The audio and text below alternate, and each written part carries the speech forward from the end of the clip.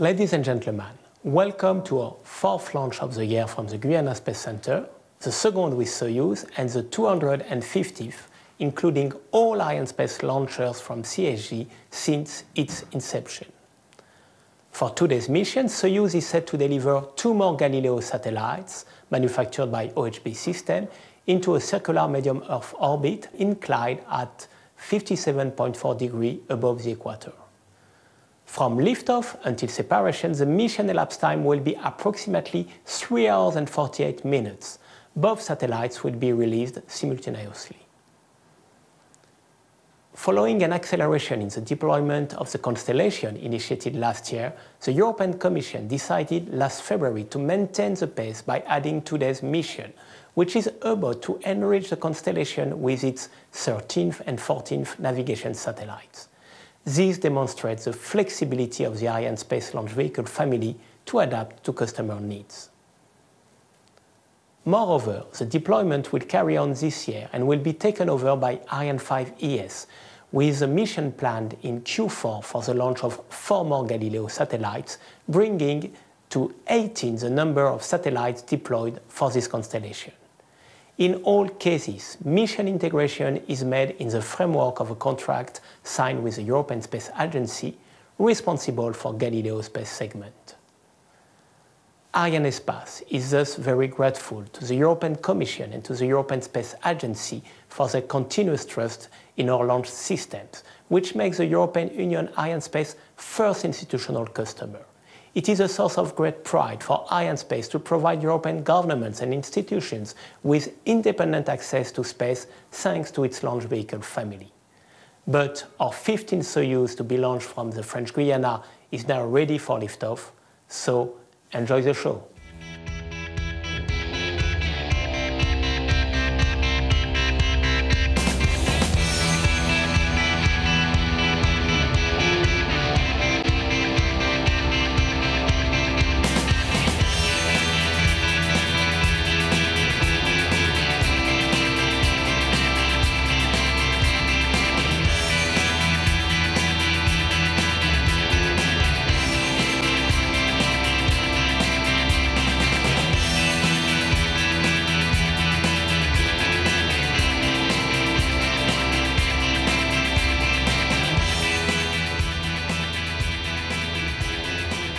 Greetings everybody, wherever you may be, and welcome once again to Kourou, the home of the Ariane family, for today's launch of Soyuz number 15 from the spaceport.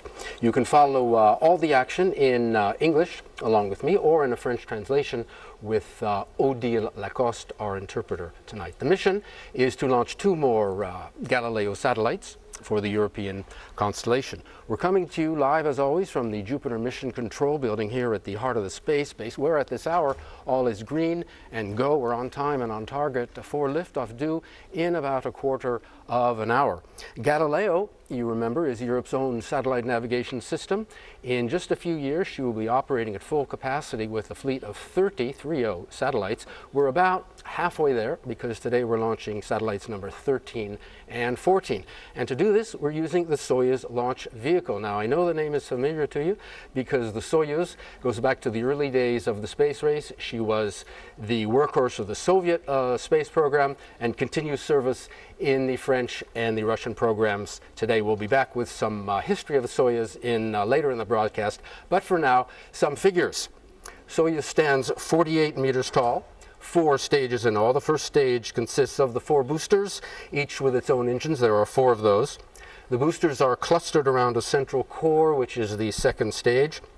The third stage weighs 24 tons fully fueled and produces 30 tons of thrust. Atop this 3-stage assembly is the fairing, which contains the upper stage, a dispenser for the 2 satellites and the 2 passengers, 13 and 14 Galileo today. The upper stage is called Frigate. It was designed to be an independent orbiter and with an engine that can be reignited. That's important. We'll get back to that later in the broadcast as well. Soyuz, in all, weighing in at 300 tons at liftoff, making her Arianespace's middle-sized launcher, lighter than Ariane 5, but heavier than the light launcher Vega. The green status panels, which you'll see shortly, are the real-time summary of the state of the mission. We check them from time to time. The information coming in here to Jupiter, looked at by, among other people, this group, which is the Flight Directorate. This is the Mission High Command, led by Stefan Israel, you saw. With him, Igor Novikov, Flight Director at the Russian Space Agency Roscosmos. Along with them, Roland Lagier, the Chief Technical and Quality Officer for Arianespace. And representing the European Space Agency, Gael Winters, Director of Launchers, and Bruno Gerard, heading up the Arianespace facilities. He's head of the Arianespace facilities here. Anything unexpected comes up during the mission, it'll be their job to decide what to do about it. This is the 4th Arianespace mission of the year, and we're flying for ESA, the European Space Agency. And we have a word with their Director-General, Jan Werner, coming up for you right now.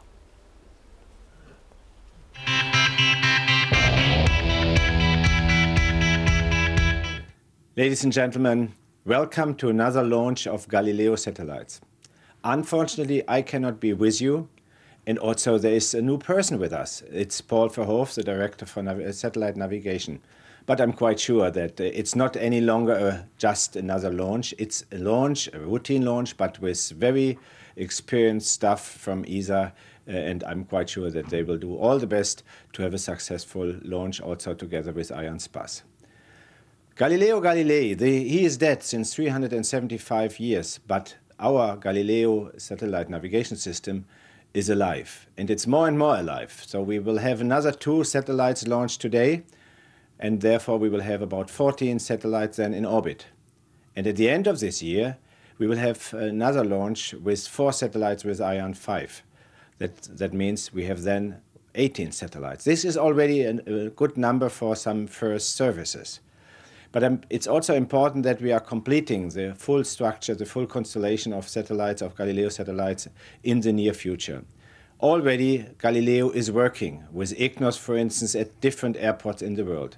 Unfortunately, as I said, I cannot be with you in Kourou, but I can witness this launch later on from Brussels, where I will be today. We are going to stay with ESA because we're very happy to have with us the Navigation Programs Director from ESA, Mr. Paul Verhoef. Welcome to you.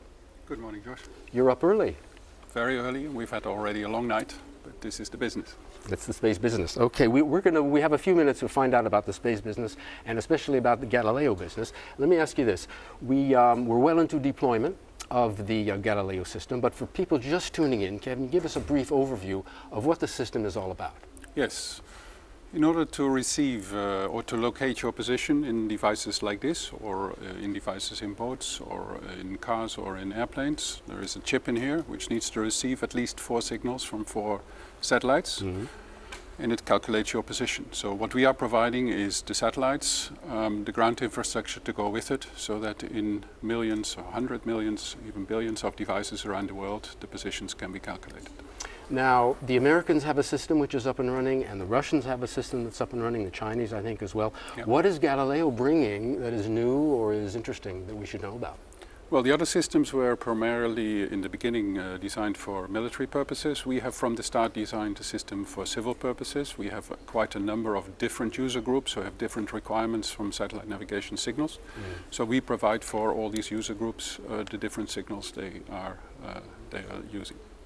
Okay, this is, if I count correctly, the 9th Galileo mission. If we go back to the in-orbit validation testing, which went back in, I think, maybe 10 years ago, is there anything special about the launch today that we should know about?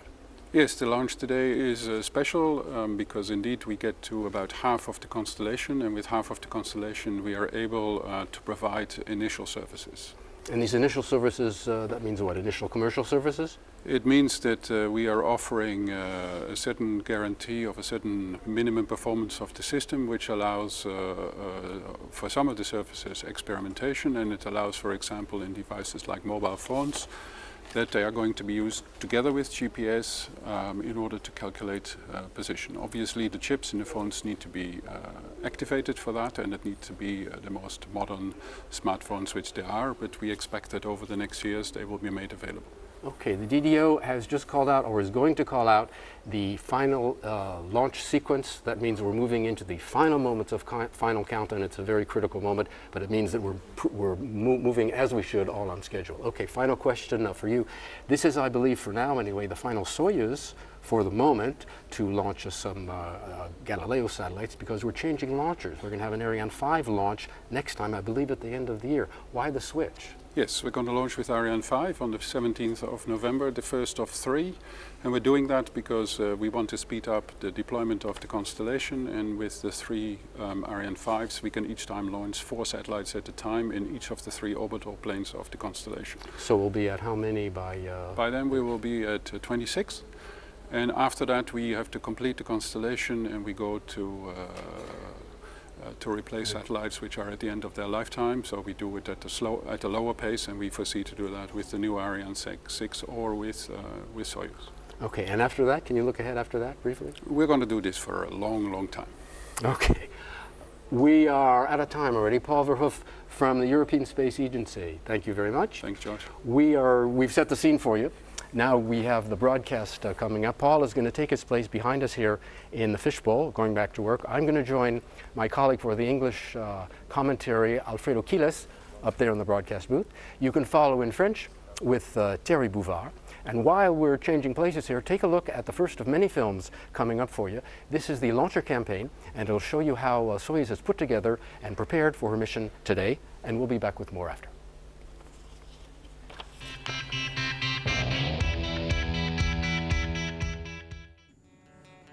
On March 21st, began the launch campaign in the 3-stage integration building, the MIC, with the frigate upper stage preparation. Frigate preparations for this mission began in the MIC just after departure of the frigate used for the last Soyuz launch, number 14.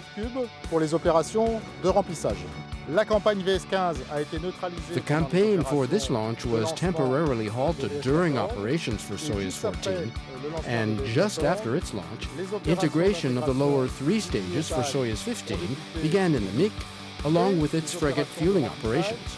The 2 campaigns were carried out back-to-back by the same teams. The VS15 launch campaign began on the 5th of April with the arrival of the 2 Galileo spacecraft at Félix Éboué Airport in Cayenne. As usual, spacecraft preparation was performed in the S1A payload facilities for 3 weeks and a half, and filling operations followed in S3B building from the 2nd to the 9th of May. D-4 dedicated to the spacecraft encapsulation under the Soyuz fairing in the S3B payload facility. Last Friday, the 3-stage was transferred from MIC to launch zone, where the launcher was erected on a vertical position, immediately followed by the connections between the launcher and the launch pad. By the afternoon, once the gantry was moved on position to get access to the different launchers' levels and to protect it till 1 hour before liftoff, it is the turn of the upper composite to be transferred from S3B building to the launch zone and integrated onto the 3-stage. Are connected the electrical and fluid links and the fairing venting system.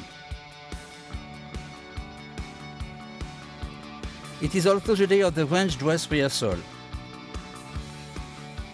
On Monday, May 23rd, the launch readiness review gave the green light to begin the final countdown operations. From that checkpoint, the launcher and the satellites are ready for their journey.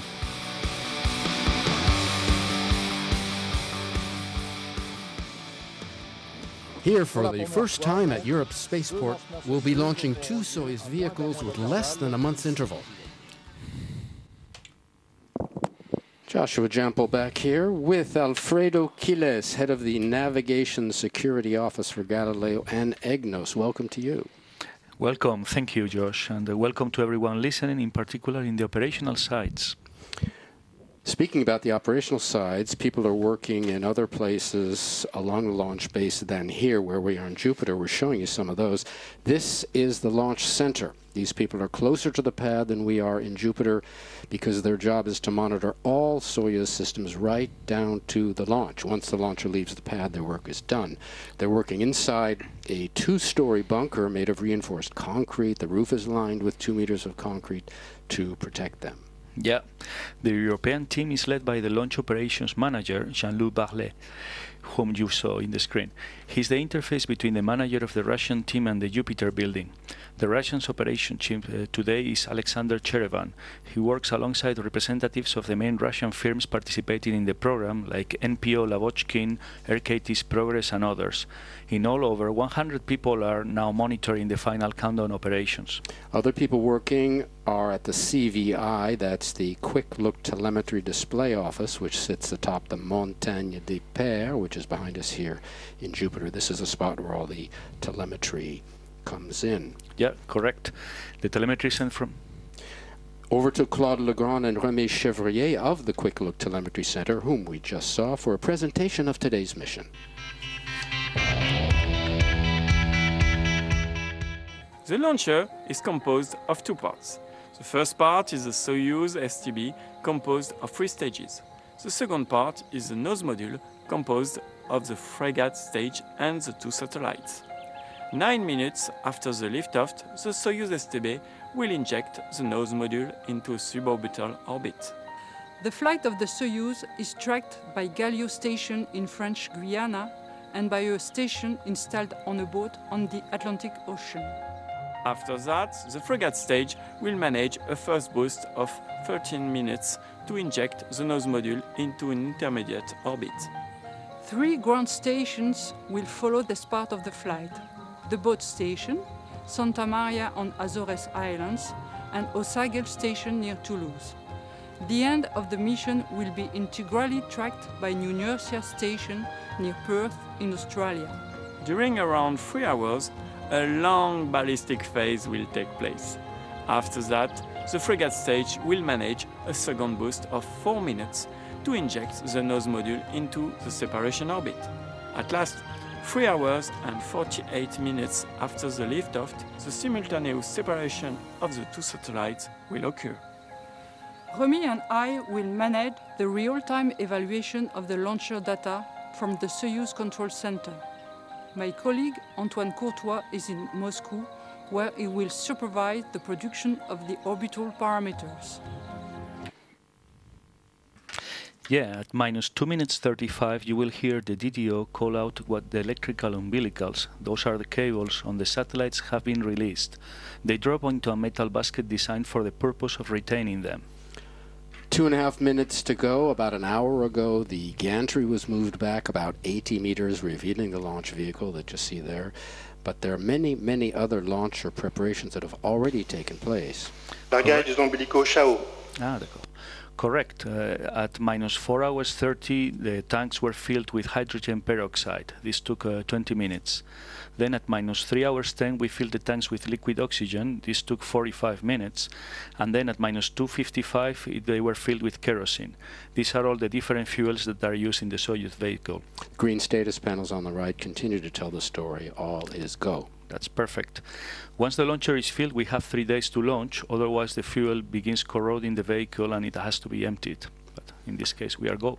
We are fine for tonight. Just under 2 minutes. You will shortly see the people here in the hall moving out to the balconies on either side of Jupiter here. There's a fine view on the range, and people come here to take advantage of the fine weather and watch the launch.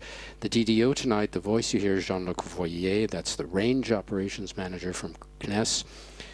Thierry Villemart, whom you just saw, the Arianespace person who works with him. We want to say hello to everybody taking the broadcast tonight at ISA CNES Domenil in Paris in particular. Yes, and also hello to everyone watching from ETIX, from ESTEC. Attention pour A0 moins 1 minute.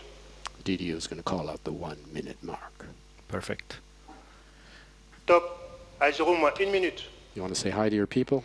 Yeah, hello to the people watching in ESTEC and also to the operational teams in ISOC and in the Fucino Control Center and the Oberhofen Control Center.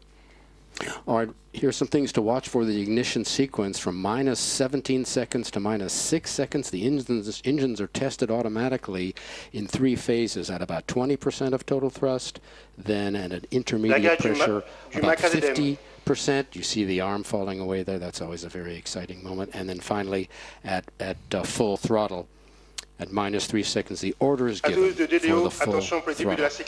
We'll let the DDO call out the final countdown, and we'll be back after Soyuz has cleared the tower. Enjoy the liftoff, everybody. À 12, le DDO décompte final. 10, 9, 8, 7, 6, 5, 4, 3, 2, 1. Top, décollage.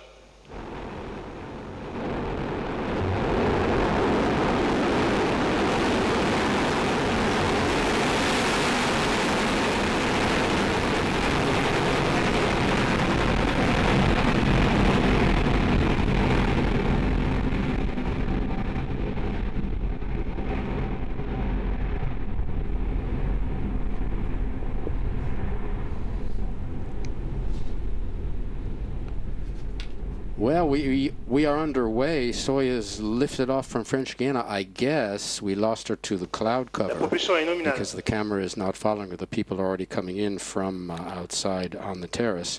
But this is the 250th Arianespace mission to fly from French Guiana. And do you know what number Soyuz flight this is? It's about 1860, no? 1865. 61.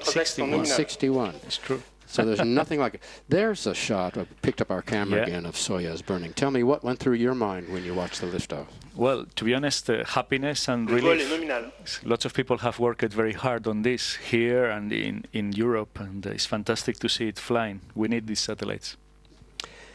The boosters and the central core, or second stage, are burning now. The boosters weigh 45 tons each at liftoff. Yep. The total mass is 178 tons of the first stage. Yes, the engines run on liquid oxygen and kerosene, the same propellants which are used in each of the 3 lower stages. And the second stage, similar to the boosters, its ignition occurred on the launch pad along with 20 engines at once were lit on the launch pad. As you saw, this stage burns for about 4 minutes. Yep. Now remember, Soyuz weighed 300 tons at liftoff. Now, after separation of her boosters in about 2 seconds, can you guess what her weight will be? Just a guess. It's about 135 tons. So this is very impressive. This means that it loses half her weight in about 2 minutes. It's pretty amazing. There's the animation, the cartoon of what it looks like up there. On the bottom of your screen, on the bottom left, our altitude climbing towards 60 kilometers. On the right, our speed approaching 2 kilometers per second. Looking ahead, briefly, the mission is in 2 parts. After frigate separation, there will be, that's the 4th stage, there will be a first burn of its engine, which will last for 13 minutes.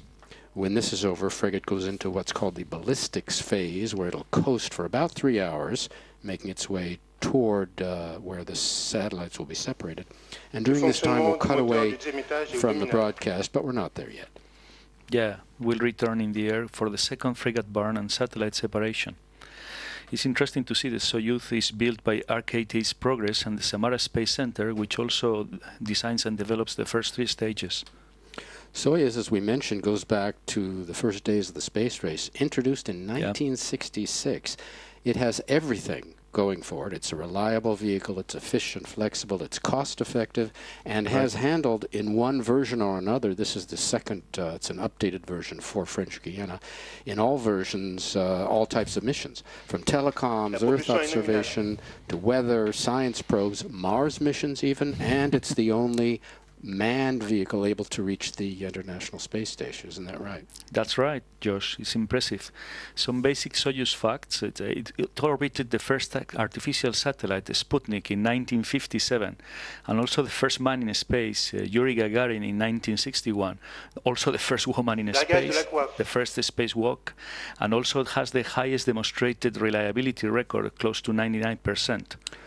We've had jettisoning of the fairing, and you can see the 2 satellites exposed now to the elements. Those are the 2 black boxes. In the middle is the dispenser, which will push the 2 satellites away from each other when they are separated. The fairing measures how much? It's tall, right? It's 4.1 meters diameter and 11.4 meters high. I was next to it yesterday, and it's really, really tall. You were dwarfed. Yes, completely. By the fairing. Yeah, and we can now get rid of it because we are high enough in the atmosphere, so that there is not, actually the atmosphere is very thin, so there is no heating or friction, and then we don't need it to protect the satellites, and then by jettisoning it we have less weight and the launcher operates better. So it's a good time to get rid of it now. Yes. We can also get rid of the second stage, which is coming up, the extinction of the second stage, coming up in about 3 seconds. You see the motor burning out and separation of the second stage, ignition of the third stage. So give you an idea of what that looks like up above. One particularity of the Soyuz is, whereas with Ariane, if you know Ariane 5, we separate the lower stage before igniting the upper stage. Soyuz does just the opposite. The third stage is ignited 2 seconds before separation of the second stage. It's curious. The lower part of the third stage, which is called the skirt, is used to channel the flux of this third stage motor ignition down towards the lower stage, where it rebounds, which I guess gives an added thrust, right? Exactly. This means that the third stage can start firing before separation of the launcher's two elements. This occurs at 282 seconds after liftoff. Before this version of Soyuz, without the frigate upper stage, it was the third stage that put the satellite into the initial Earth orbit, but not in this version. And you have to see that during these 10 seconds, the Soyuz will climb 4 kilometers up to 153 kilometers. You see our altitude over 170 kilometers and our speed 4.3 kilometers. We've been picked up by our first downrange tracking station. It's a boat, actually, in the Atlantic. It's the Naval Transportable Station developed by the CNES. The DDO's voice continues to call out that all is okay on board. He's saying the speed is nominal, the trajectory is nominal, and he says, also confirms that we've been picked up by the first downrange tracking station. That's perfect. Yep. We're going to go to a launch replay in just a minute, the first of several launch replays, actually, so you can relive those very exciting moments at liftoff. If it's the first time you've seen a launch, it's always very exciting. Indeed. We have cameras at several of the, we set several of the observation sites along the base, and as they come in, we get their shots. Here comes the replay. Bonne stabilisation du lanceur.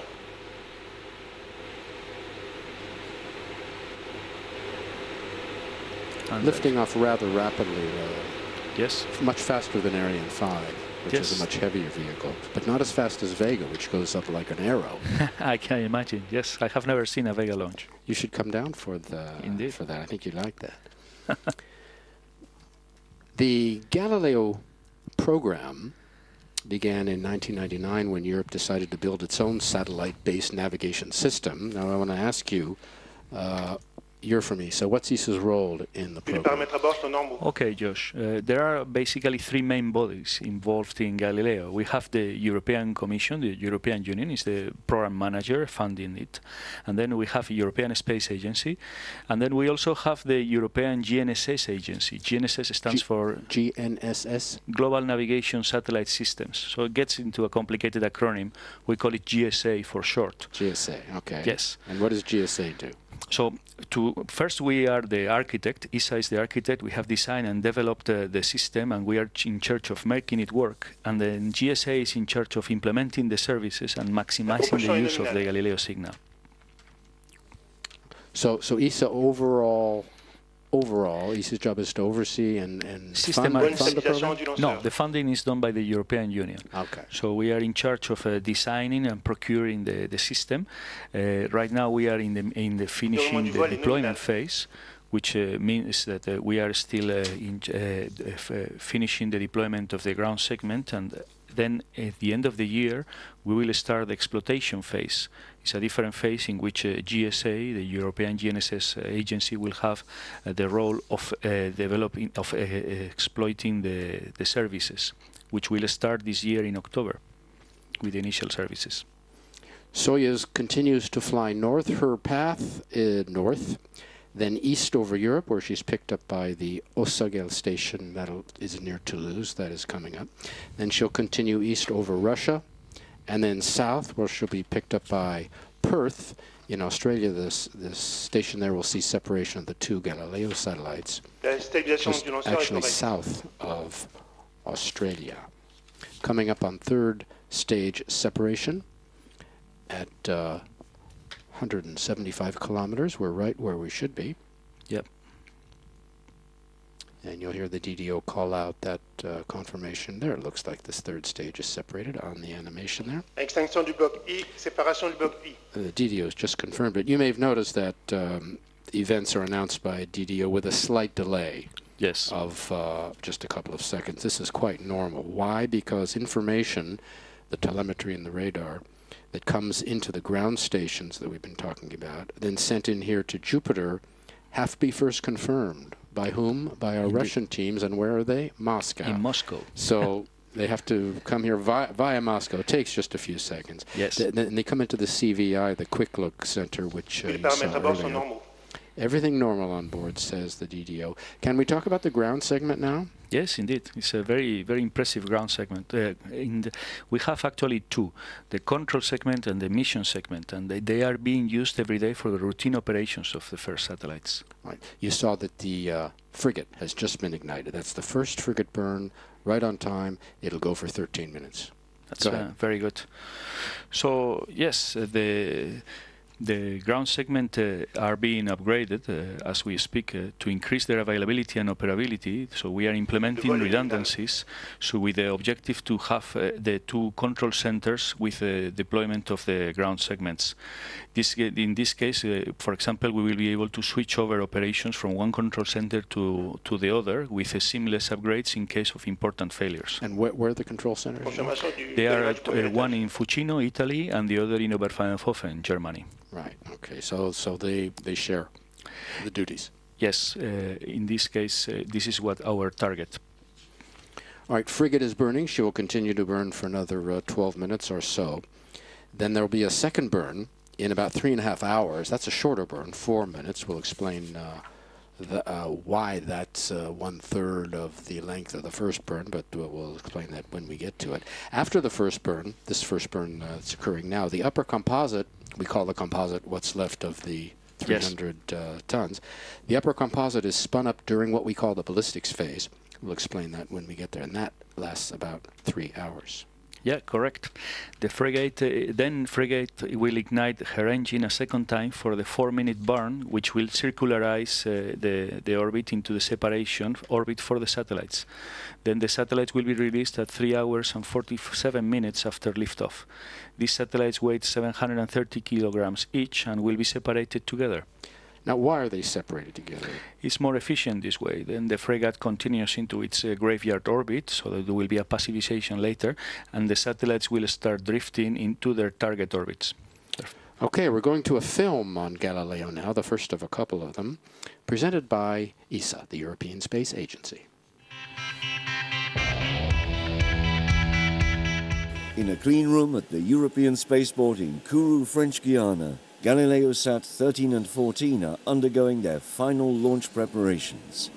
In these facilities dedicated to Galileo, ESA has prepared no less than 6 satellites during the last year, and now 2 more satellites will join the Galileo constellation. With the Galileo space component growing steadily, ESA has also worked on the Galileo ground segment. On the ground, we have most of the installations in place around the world. We're talking about some 40 ground installations, stations spread out all over the globe. All of that is operational. It is not yet having all the full functionality which is needed, so we're currently building that out. For example, it needs to have the capability of actually working with up to 30 satellites in the future. So this is all being readied at the moment. The ground segment is a key component for Galileo, with the 2 control centers, Oberpfaffenhofen in Germany and Fucino in Italy, processing the navigation signals and maintaining the constellation. They follow the satellites and give them commands through several telemetry and tracking stations.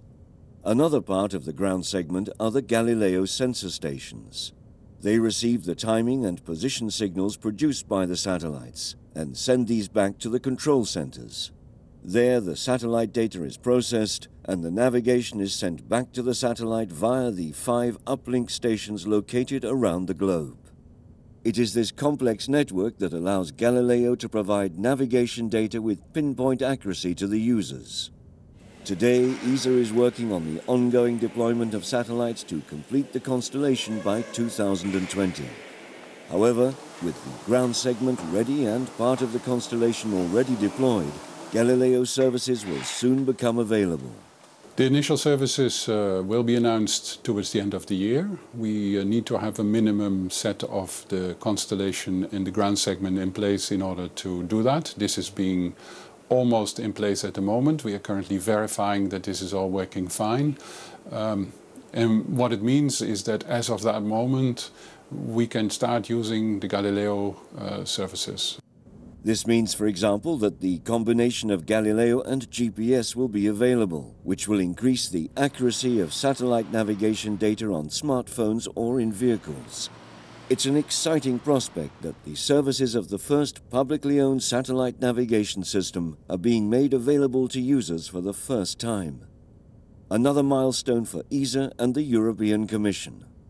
ESA will also continue to test other services which could become operational once the Galileo constellation is fully deployed.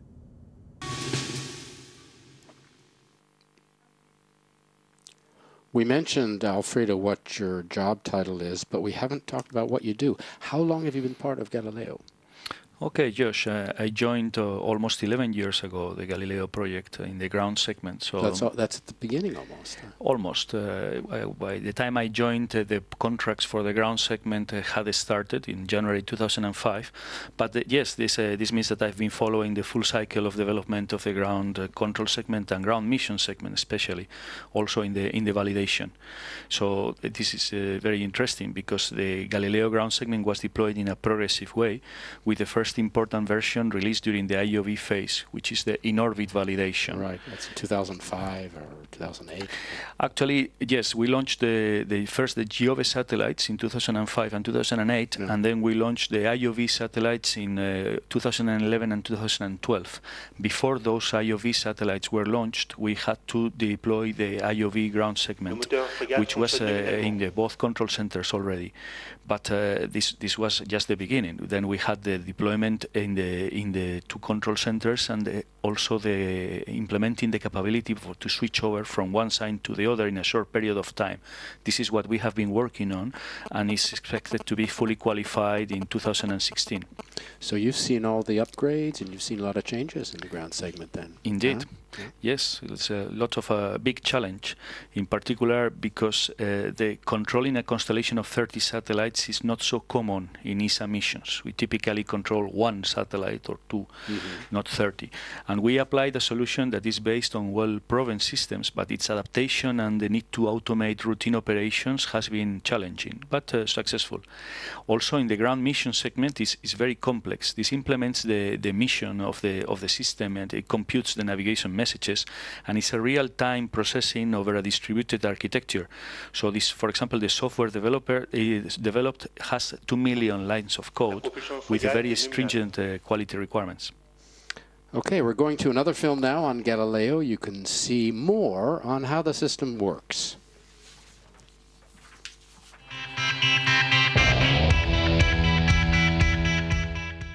The 30 satellites orbiting the Earth are supported by a worldwide ground segment. 2 control centers process the navigation signals and maintain the constellation. They follow the satellites and send them commands through the telemetry and tracking stations.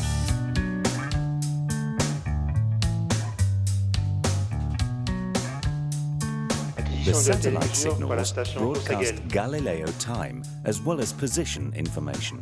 These signals are received by the Galileo sensor stations, which transmit them to the control centers.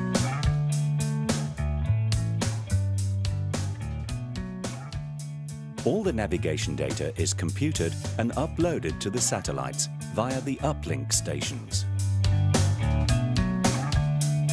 The ULS network is tasked with uplinking the data to the satellites. There are 5 ULS sites around the globe, 4 on the equator and 1 near the North Pole. Thanks to this ground segment, your receiver can calculate your position with pinpoint accuracy.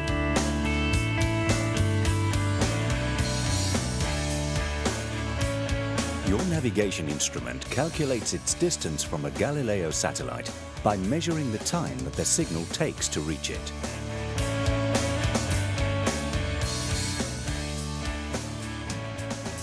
With one satellite, you can be anywhere on a circle.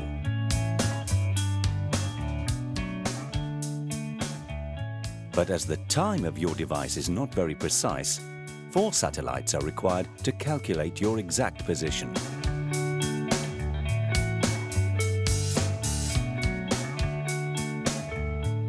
"30 satellites are ideal to cover the whole world. Galileo allows many different applications. In the air, on the ground, and at sea.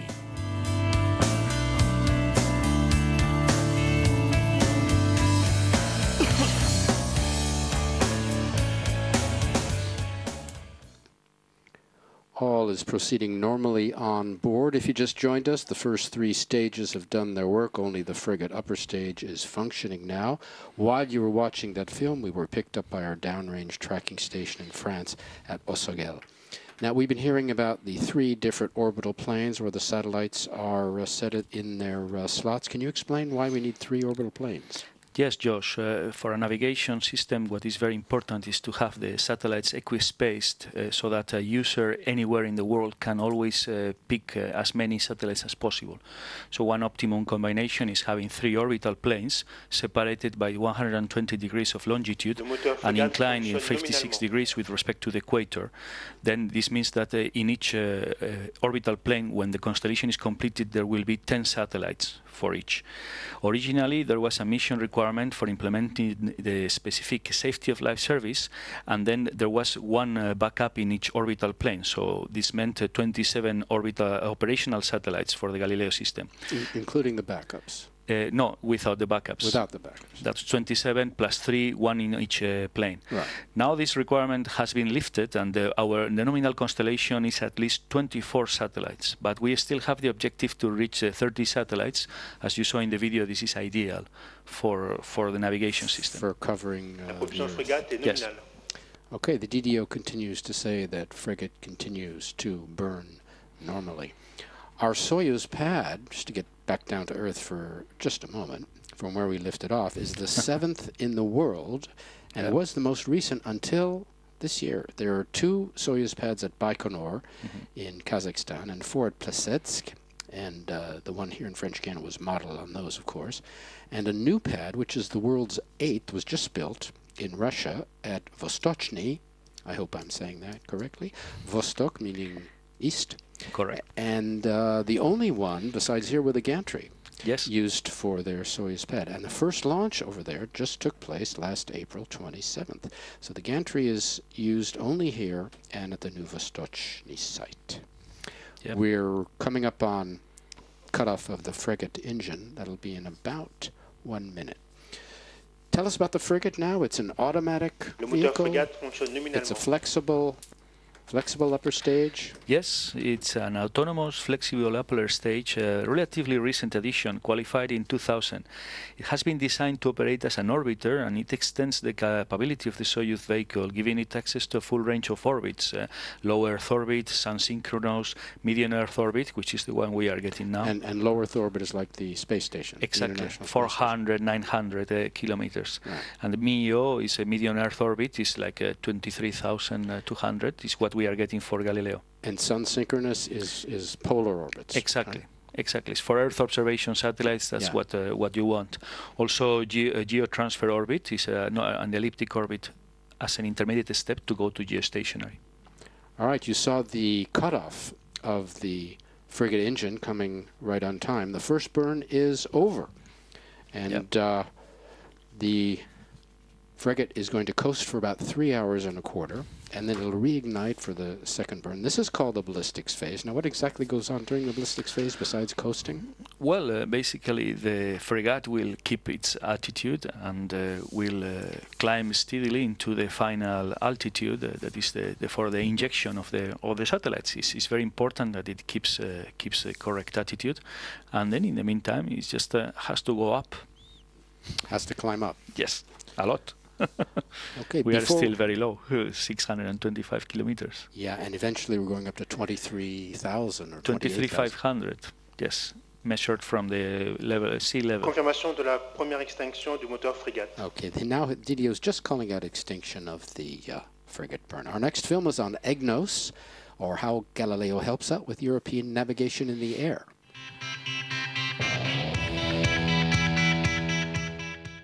Satellite navigation has become an integral part of our lives today. An area where satellite navigation plays a major role is air traffic control. For this safety-critical domain, the European Space Agency, ESA, the European Commission and Eurocontrol, the European Organization for the Safety of Air Navigation, developed EGNOS, which has been in use since 2011 and augments the existing GPS system. This increases the accuracy and the integrity of the position computed by the user. Nowadays, it has become an extremely reliable tool for pilots, helping them cope with whatever flying conditions they're faced with. Now with the new EGNOS system, which is much more accurate than the normal GPS system, and we're able to get closer to the ground and be able to fly in weather that is with lower clouds or low visibility than we are used to. Here in Denmark, bad weather or limited visibility is something that these air ambulances or rescue helicopters are confronted with all too often. Before EGNOS, up to 10% of the missions had to be cancelled due to poor weather conditions, a tragedy for patients whose safe and timely arrival at a hospital was often a matter of life or death. Now, with EGNOS, 3 geostationary satellites and a ground segment are working together to send an integrity signal to receivers in aircraft and helicopters. This increases the accuracy of the satellite navigation data to 1.5 meters, guaranteeing its quality and improving vertical positioning. We need that accuracy because of the terrain. We're getting very close to the mountains, and that's why we need a very accurate satellite system, and also not only an accurate but also a reliable. Today, the number of aircraft or helicopters using EGNOS is slowly rising. For instance, the Swiss Air Rescue Service, who fly over 11,000 missions a year, equipped their helicopters with the new technology, anticipating a nationwide adaptation of EGNOS. EGNOS is also relevant for civil aviation, as it can replace the traditional ground guidance systems needed for aircraft to land, providing a saving in the costs of local airport infrastructure. At Eurocontrol, experts are convinced EGNOS offers many benefits for aviation in Europe. EGNOS can provide a more efficient service than we had in the past, including improving access to certain airports in adverse weather conditions. So better punctuality, fewer delays, less diversions to alternative airports. More and more airports in Europe are now certified for landing approaches based on EGNOS. And what is happening in air traffic management will surely be extended in many other applications that need to rely on guaranteed satellite navigation signals. EGNOS will soon augment both GPS and Galileo navigation data. Relying on 2 constellations will further improve its performances and reliability. Yeah, EGNOS was developed to provide accurate and guaranteed guidance to aircraft, commercial, business and private, for en route phase on flight, but also for precision landing, in particular for medium-sized and small airports in Europe. So this is an augmentation of GPS signals, and it increases the accuracy and provides integrity information. In the next versions of EGNOS, it will also augment Galileo. So it's very exciting. I thought the film was very interesting, explained well what the system does. EGNOS stands for European Geostationary Navigation Overlay System, right? Correct. It's a pan-European system again. And uses GPS. Exactly, that's the overlay. It's an overlay on GPS. Okay. Yeah, augmentation. This is what Paul Verhoef was saying earlier, that you can receive both the signals, GPS and Galileo on your phone. Yes, because they are interoperable. Our next film will tell you about Galileo's prime contractor, OHB Systems. Galileo FOC, satellites by OHB. OHB headquarters Bremen, inside the Galileo cleanroom on Island 1, where the mechanical integration of the Galileo FOC satellite starts. The last satellite, Flight Model 22, has finished the first part of the mechanical integration and is now ready for the transfer to Island 2 for the first electrical tests. OHB colleagues in AIT are preparing the so-called marriage of Flight Model 18, which means payload meets platform. The modular and flexible design by OHB allows great flexibility in AIT, as well as at the same time it complies with ESA's high-quality standards. OHB's head of mechanical AIT for Galileo, Matthias Tausche, is responsible for all 22 satellites. We have here in Bremen 7 islands. We have a mixture of mechanical and test islands. So we start with mechanical islands, go over to test islands until we reach our configuration here, what we want to reach in Bremen. And every 6 weeks we finalize one satellite. Inside OHB's other clean room, the Galileo satellites are tested on system level before their shipment to Aztec and Nordwijk, where they undergo the environmental tests. By now, all FOC satellites, which have already been launched, show an excellent in-orbit performance. Parallel to the successful delivery of our FOC fleet, OHB is already actively working on the development of the next generation navigation satellites. Find out more about OHB as a leading space systems company in Europe on ohb.de. Galileo FOC, satellites by OHB. We are approaching the end of the first part of the broadcast, but before we break, a couple of notes. The satellites 13 and 14 have names. I think you heard this. Daniele and Alize, all the Galileo satellites have names. They're Correct. For European students. There was a contest, goes back to 2011. I think they had children draw pictures. Yeah, that's right. Of space, and it's the 2 winners tonight, Daniele and Alize. So congratulations to them. Galileo under civil control, right? But the signal can be used by public services like fire and police. Yes, correct. The Galileo offers, as you say, an open service for civil use, in particular for mass market applications. Also a commercial service for providing improved position accuracy, and a public regulated service for government applications. All right, we're going to go to another launch replay, the final one during this first part of the broadcast, and we'll say our temporary goodbye as Galileo goes into her ballistics phase. That lasts 3¼ hours. During this time, she'll coast or drift, here are your replays, up to her separation point. We're not going to keep you. We'll take a break. We'll be back later. You can stay connected via the internet, and we'll be back when?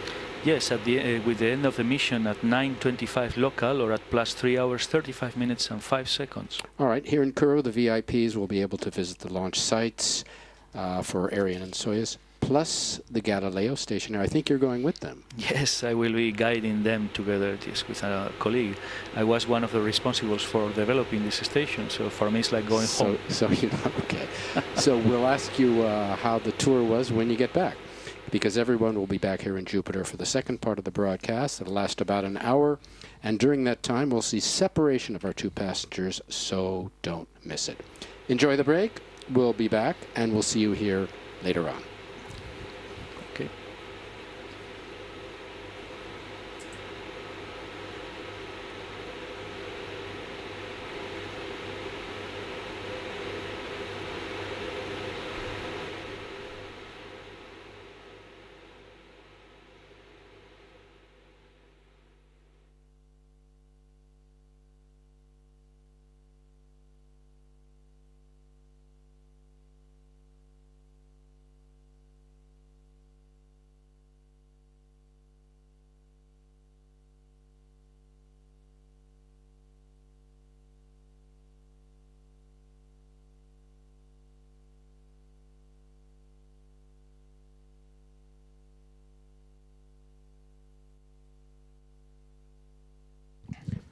Well, welcome back. Joshua Jampel here again with Alfredo Quiles of ESA, the head of the security office for Galileo and Ignos. Hello, Josh.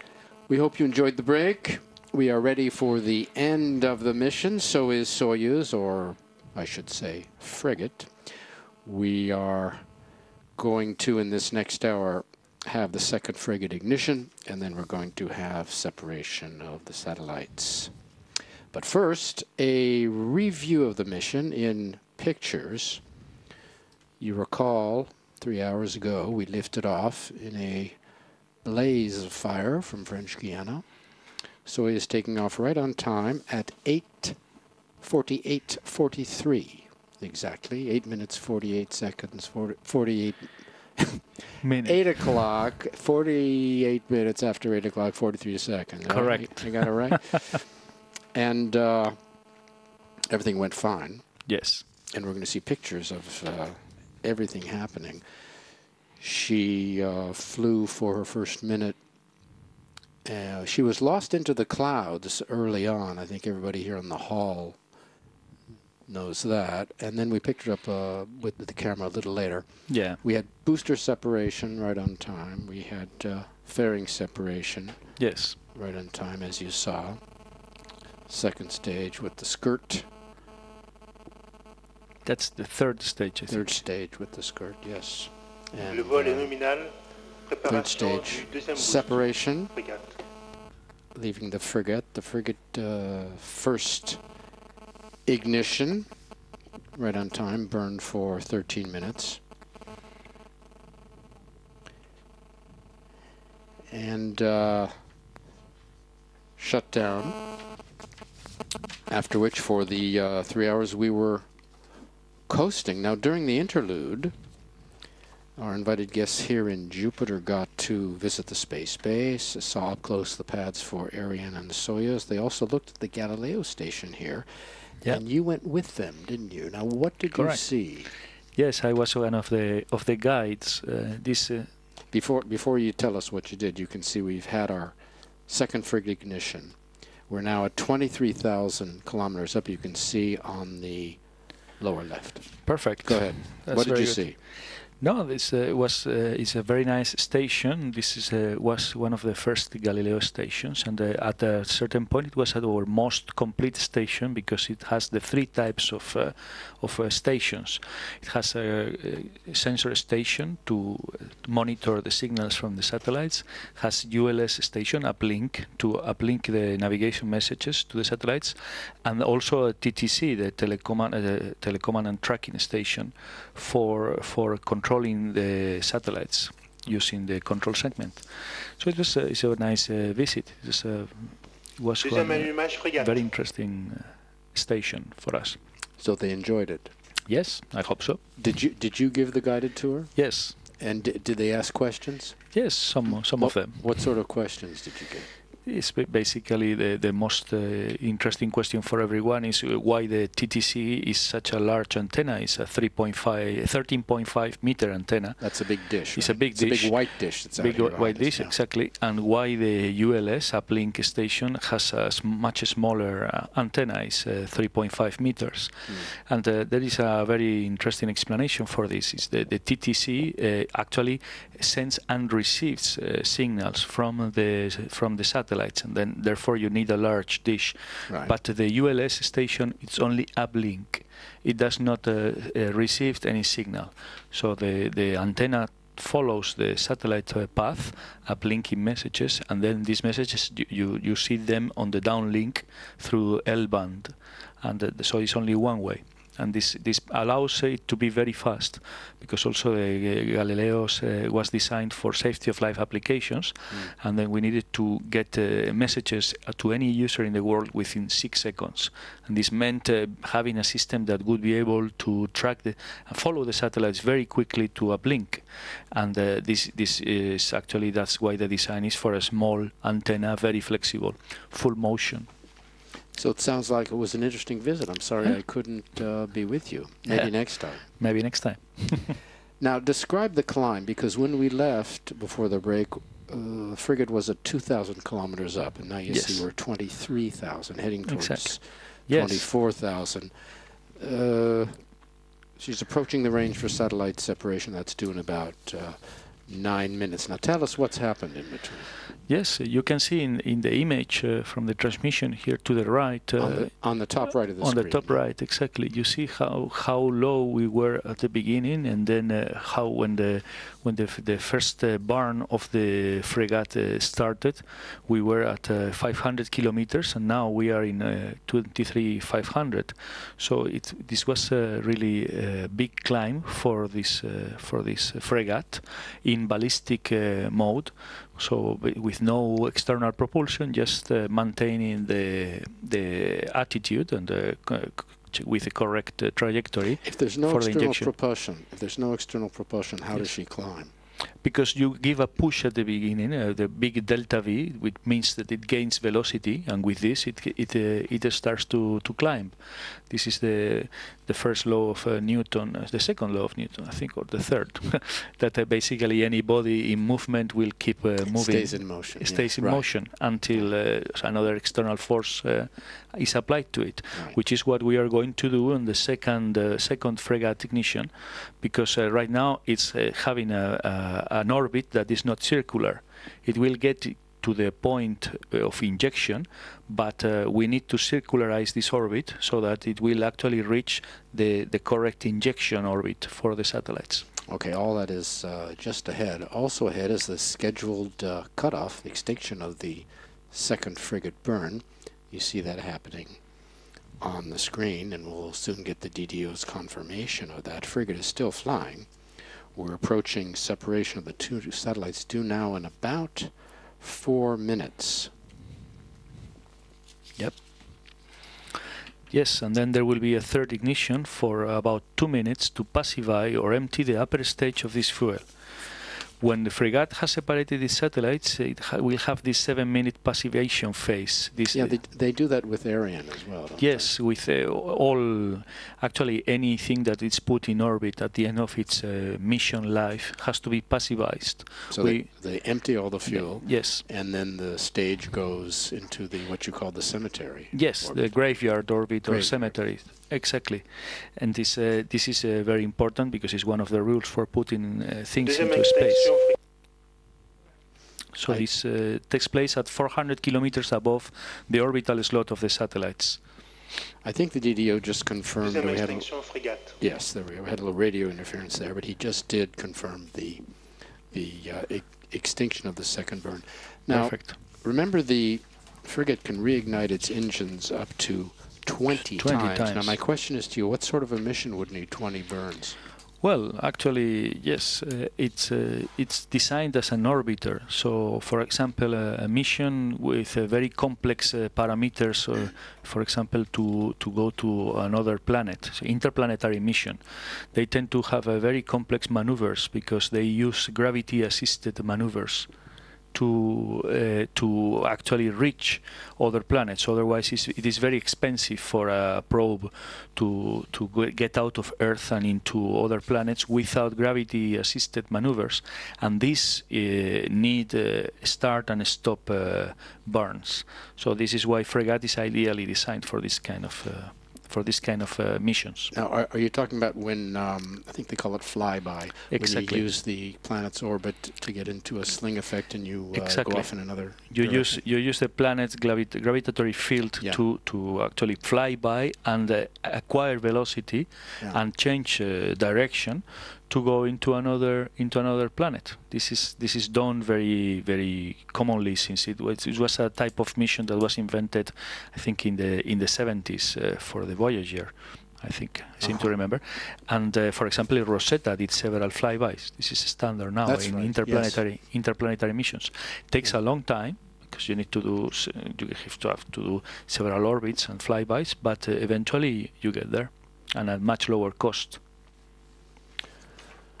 Okay, so we are going in 2 minutes to have separation of the Galileo satellites, but then after that we're going to have a bit of a wait for post-separation confirmation. Correct. Which may take some time, but we'll get back to that. I want to go into a little more detail about during the ballistics phase.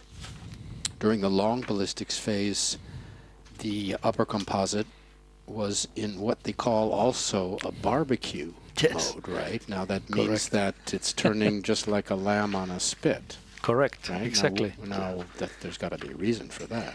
Indeed, it's because it allows the composite to be balanced thermically. The thing is that when you are in a space, there is a big difference in temperature when you are on the sun or you are in the shadow, and this can be from plus 100 degrees to minus 100 degrees. So this big delta in temperatures is much better to compensate it by rotating slowly the frigate plus the dispenser plus the satellites, so that this thermal charge will be equally distributed in the satellites. So that's why it gets cooked exactly thoroughly on all sides. Like a chicken. Like a chicken. Okay, well, our chicken is due to separate the chicks in just about 30 seconds. That's that's very exciting. We haven't had a chance to talk about the previous Galileo launches. I'd like to just do that, but just before we do that, I wanted to make one note that tonight's ESA mission comes only 29 days after the last Soyuz. Now that's worth noting, that Flight 14, and that smashes the record of 43 days between launches, Galileo launches. That's very impressive. Yeah, which was set in 2014 between flights 8 and 9, Galileo flights 8 and 9 in July and August. Now, scheduled separation, you see on the screen, the two satellites pushed from the mothership. Now, you were mentioning earlier that there's actually a 1 second delay. It's not perfectly simultaneous? It's not 1 second. It's some milliseconds, I think. It's not completely contemporary, but it's almost instantaneous. For us, for humans, it's at the same time. And one thing is that one of the satellites is pushed along the orbit, and the other is in the contrary to the direction of flight. So this way they are perfectly separated, and then they start drifting lowering into their target orbits. They're going lower now? They're going lower now. So this is our apogee altitude. Would you say our apogee is 23,567 on the lower left? Yes, actually the final orbit is circular, so there is no apogee. The altitude will be always the same. It's simply that we inject in the frigate graveyard orbit, and then it's better this way to go slowly into their target orbit, which is 23,222 kilometers. So the target orbit is lower than the graveyard. Exactly. So I'm assuming that means they don't use up any fuel getting there, or is that wrong? Yeah, they will use some fuel. Galileo FOCM5. They do. They use fuel just as if they were just as if they'd have to fly up higher to get to this flight. It's the same deal. Yes, because you have to decelerate. And to decelerate, you also have to apply a force. It's this Newton law again. I got it. We're going soon to another replay, and as I mentioned, we have there are about 6 or 7 observation sites across the base, and we have cameras at most of them. There's another replay coming up for you. You see the arms falling back. It's always an interesting moment when the arms come back, then you know you're just half a minute away from launch. Very dramatic. It's very nice. Here is the pre-ignition. We can talk about some of the previous flights. We haven't had a chance. Arianespace orbited Galileo IOV. You mentioned that was in-orbit validation. Exactly. 1 and 2. This was in 2011. That was the very first Soyuz flight from here. From here, exactly. So it was a big achievement. Yeah. Were you here for that? No, I wasn't. And then we had the second flight for IOV 3 and 4 one year later in 2012. Right. But it's important to note that before that, Soyuz had already been putting our satellites in orbit with Giove A and Giove B. These were our initial experimental satellites, but they were flown from Baikonur Cosmodrome in Kazakhstan with a subsidiary of Arianespace called the Starsem. This happened in 2005 and 2008. Now, Giove, there's a reason that ESA chose the name Giove, isn't it? Yeah, this, apart from sounding nice, it's because it contains IOV, this in-orbit validation, and also Giove means Jupiter in Italian, and actually Galileo was the person that discovered the moons of Jupiter, and with that he discovered a way of navigating by knowing what were the position of the moons around Jupiter. So it's a predecessor of our navigation. Don't mention the name of the moons, because we're going to come to that in a minute. Jove, in English, Jove, which is another way of saying Jupiter. Exactly. It comes from Latin. Jovian is right. Galileo 5 and 6 were injected not into the perfect orbit, I recall. And I know you want to say a word about that. This was Soyuz Flight 10 in August 2 years ago. Now, what happened exactly? Yeah, because things can happen. Exactly. This was a very interesting story. For ESA, it was a success story at the end, because we learned a lot. But in fact, the satellites were injected in the ground orbit due to a frigate malfunction. That's right. And at the beginning, the immediate effort was to identify and correct the problem, but also to recover the satellites as soon as possible, because the orbit in which they were injected was very elliptic and at a low altitude, and this was affecting our attitude control systems. I imagine it affects the whole fleet, right? Yeah, well, it affects. No. The rest of the fleet was not affected. That was not a problem. But the satellites are designed for certain working point of orbit, and the orbit was so low that the attitude control systems were not working correctly. So we had to, and also the satellites were going through the radiation belt, which was very worrying, because then they can get damaged. That's the Van Allen belt, which is between what, Mars and? No. It's a much lower one here in near Earth, but it's an altitude that is dangerous for satellites. That's right. Yeah.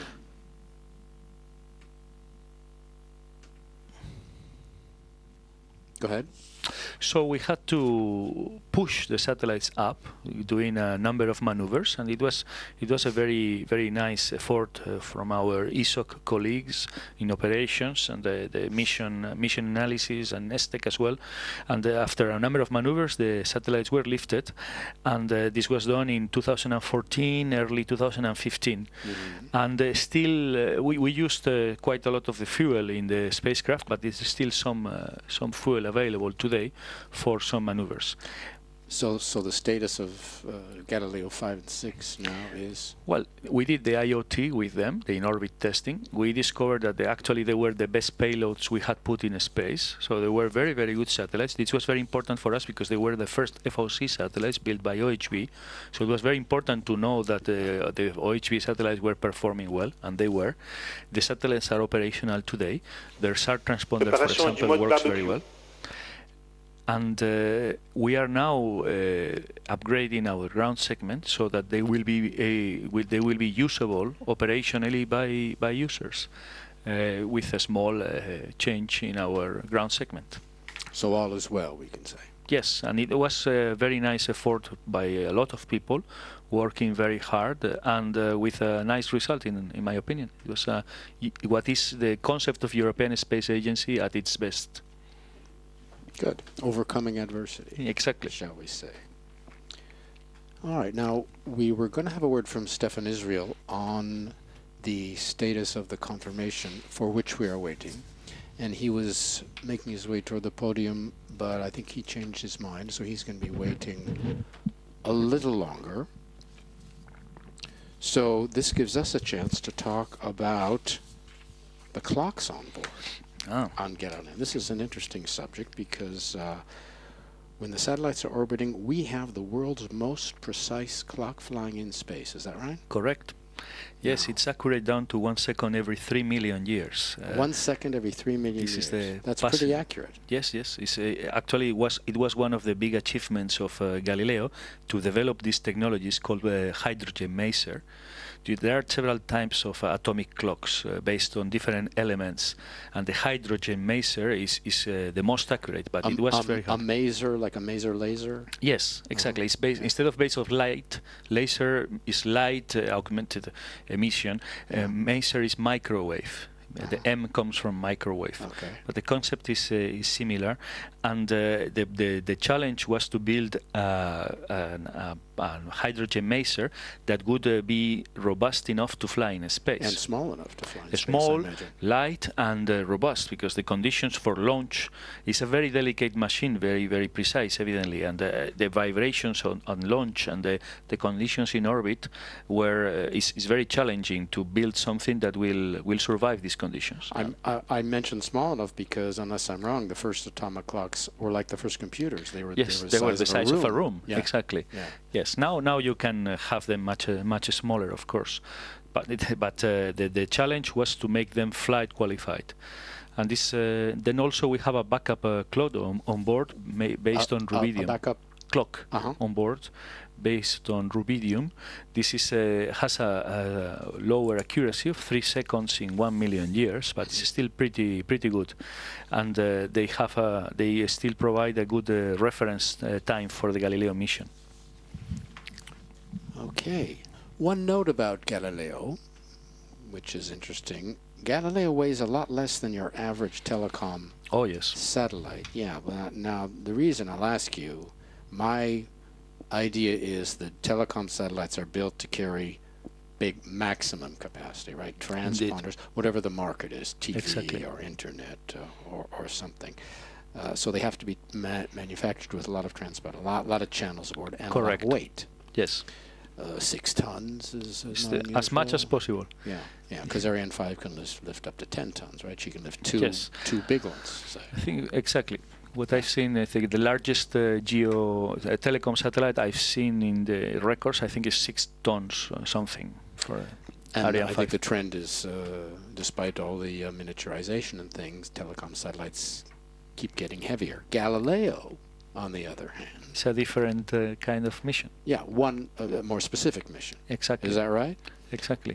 Which means you need a lot less payload hardware. Exactly, less power. I think the biggest driver on these telecom satellites is the power. They add transponders because each transponder in the sky. Good morning. Today's launch with the Soyuz rocket has delivered in orbit the 9th and the 10th satellites of a series of 22 Galileo FOC satellites manufactured by OHB in Germany and embarking a payload provided by SSTL in the UK. 4 more satellites are in a very advanced stage of production and testing, and these will be launched in November on board an Ariane 5 launcher specifically adapted to the Galileo mission. The launch campaign has started at the beginning of April 2016, and the satellites underwent a series of tests and preparation activities. All these activities have proceeded smoothly thanks to the excellent work of OHB, SSTL, Arianespace, CNES and ESA teams. Following liftoff, after about 4 hours, the satellites have been deployed by the launcher system, and they now perform a sequence of automatic operations, commanded by their onboard computers. These include the spacecraft attitude stabilization, the deployment of the solar array, and finally the pointing of the spacecraft to the sun, allowing the recharge of the spacecraft batteries.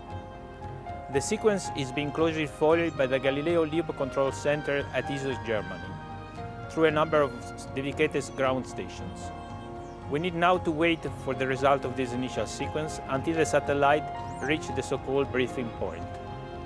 At this point, we will consider the launch and the initial acquisition phase successfully completed. Following the initial startup sequence, the satellite will undergo a number of checks to confirm the good status of all the platform equipments. After approximately 6 days, the satellite will be commanded to slowly move to their assigned in-orbit slots using the satellite propulsion system. After approximately 3 to 4 weeks, the payloads will be then activated, the in-orbit testing will start, and will last for several weeks, aiming at characterizing the performance of the navigation payload and of the search and rescue payload. In the middle of summer 2016, the 2 satellites will be declared operational and finally included into the nominal operation of the Galileo constellation, moving the program closer to the start of the initial services. Thank you. Well, after that film on the early orbit phase, operations, we're going to go, I think, now to a word from Stefan Israel on the confirmation. I think he's making his way to the podium. We'll continue our very interesting discussion about the Galileo mission. Stefan Israel making his way to the podium now. His will be the next voice you hear. Well, ladies and gentlemen, so the mission is now completed. All the information we have are totally positive. The operations of the satellites have begun after the nominal separation, and we are just now waiting for a few minutes. It can be 10 minutes, 20 minutes, we will see, to make all the announcements that all the parameters are the one we expect. But it should be a good day for Galileo and for Europe. I come back in a few minutes. Thank you very much. Well, there you have it. We're waiting now. He said, what did he say, a few minutes? Yes. We can wait. Now, what exactly are we waiting for? We received the signal. I think so. We've had acquisition of the two satellites, exactly. I imagine. And then 20 minutes after separation, so still not there, but we should have some assessment of the launcher ground stations. From the ground stations? From the ground stations of the launcher, so from Arianespace. Okay. Back with more, but a film on the European Commission, the partner in the Galileo program.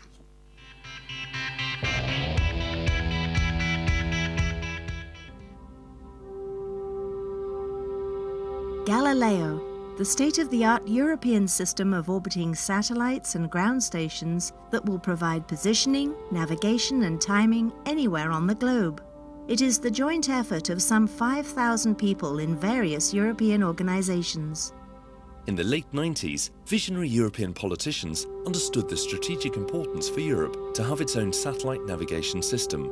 La décision prise aujourd'hui par le Conseil est une décision clé pour aboutir dans l'un des projets technologiques les plus ambitieux, ou pour ne pas dire le projet technologique le plus ambitieux au niveau européen.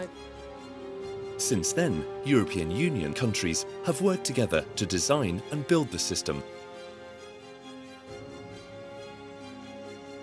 It was the European Parliament and the Council that asked the European Commission to manage Galileo's development. My strategy is also very simple, built on what we have achieved. I will focus work in three areas: deploying the infrastructure, providing services as they come on stream, and establishing Galileo in the market. Soon, anyone around the globe will be able to use the Galileo signals, free of charge, to find their position with unprecedented accuracy. And thanks to an agreement signed between the European Union and the United States of America, Galileo will work seamlessly with GPS. When lives are at risk, Galileo will also aid search and rescue operations by accurately locating emergency distress beacons. Galileo will also provide secure navigation tools for European Union governments. This public regulated service can be used, for example, by the Coast Guard or the police. In building Galileo, European industries have demonstrated their know-how and excellence in satellite navigation technologies. Over the next few years, as Galileo's capabilities grow, that excellence will be there for all to use, and by 2020, Galileo will be fully operational and provide continuous navigation services worldwide. And to keep Europe ready for the future, work has already started on the next generation Galileo system, which will provide more features and even better accuracy.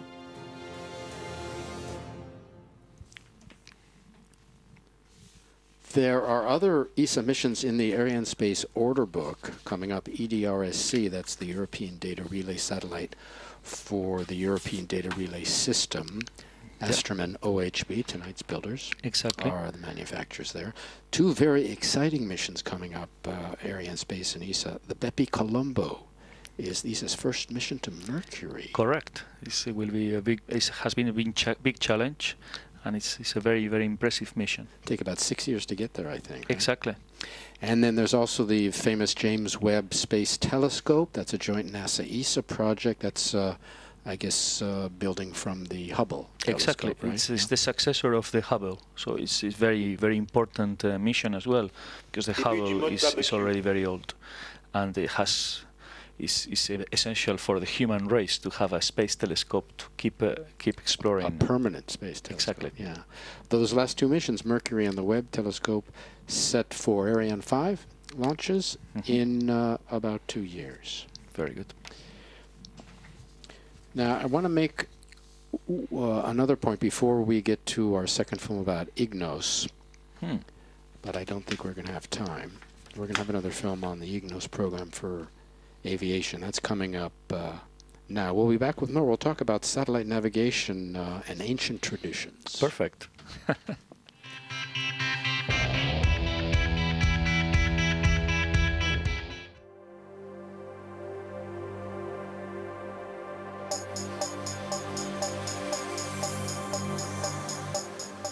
Better accessibility to the smaller and regional airports anywhere, which is of high importance for business aviation.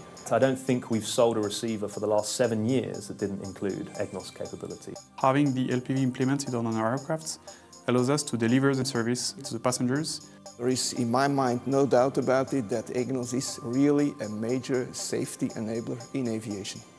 The skies above Europe are becoming increasingly congested, as are Europe's major airports. This growth in air traffic means smaller airports also need to be safely accessible at all times, which cannot be achieved by relying solely on non-precision approaches. However, precision approaches required a substantial investment in ground-based navigation aids, but not anymore. EGNOS, the European Geostationary Navigation Overlay Service, offers enhanced vertical as well as horizontal precision and integrity, improving safety, accessibility and efficiency for operators, pilots and airports across Europe. EGNOS is a satellite-based augmentation system that improves GNSS positioning using 3 satellites and a network of more than 39 reference stations in 24 countries, providing much greater accuracy than achieved through GPS alone.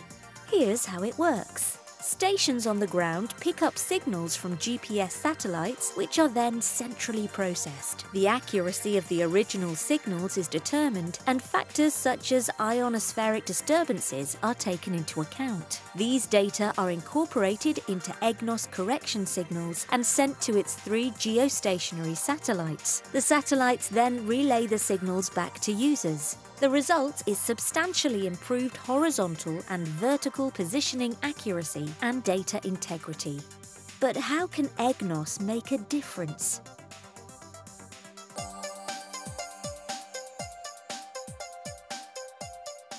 EGNOS improves safety by providing pilots with accurate vertical guidance, increasing situational awareness, and reducing workload. Unlike old GPS approaches which gave you only lateral guidance, the new approaches give you both a vertical as well as lateral guidance. If you can improve the safety of one of the most critical phases of flight, being the approach, you basically improve overall flight safety. EGNOS can also act as a backup for ground-based systems and is a key element of the future of air traffic management. EGNOS will be pivotal to provide reliable positioning for ADS-B. This is a new cooperative surveillance technology in which an aircraft determines its location using GNSS and periodically broadcasts it, enabling it to be tracked.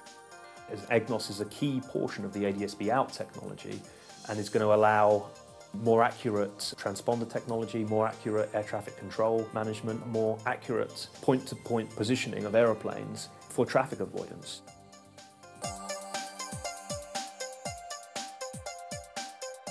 EGNOS can be a cost-effective alternative to ILS Cat-1, offering similar performance without the need for costly ground-based infrastructure and maintenance. The LPV approach allows us to make ILS look-alike approaches with the same minimas, allowing the same service to the passengers, but without the ground-based aids. With the EGNOS procedure, at a very low cost, we can optimize the operations on the runway. The lower decision heights enabled by EGNOS can also reduce costly delays, diversions and cancellations. We started off with the basic LNAV approach, and that minimum was 500 feet, so that's the lowest a pilot could fly before he had to initiate a missed approach. An LPV using EGNOS brings it down to 250 to 300 feet here. When we get LPV 200, that will come down to 200 feet, so the aircraft can be a lot lower before it has to initiate a missed approach. All that is needed is an on-board EGNOS-certified receiver, an adapted procedure for the runway end, and an adapted flight management system.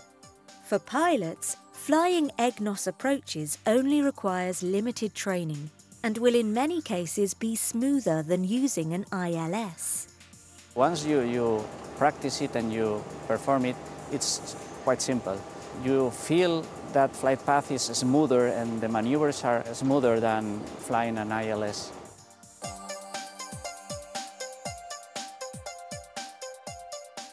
With an EGNOS procedure, even small and medium-sized airports and heliports remain accessible, even in poor weather conditions. Today we're being funneled to hubs and major airports. Tomorrow with EGNOS and with LPVs we will be able to fly to all the airfields and aerodromes and regional airports in Europe. For this kind of runway or airports who do not have an ILS today, you increase the accessibility because of the good performance of EGNOS. The helicopter receives more precise data, which improves positioning accuracy and reliability. This means we can fly closer to the ground safely.